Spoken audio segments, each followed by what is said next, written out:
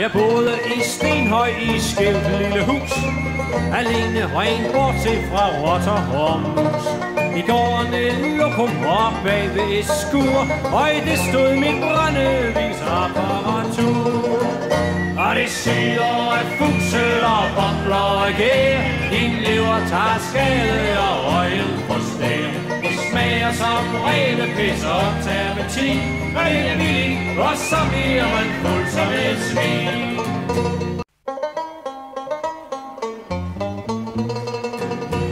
Jeg boede i Stenhøj i skævt lille hus, alene rent bortset fra rotter og mus. I gården et lokum op bag ved et skur, og i det stod mit brændevisapparatur. Og det syder af fusel og bobler og gær, din lever tager skade og øjet på stær.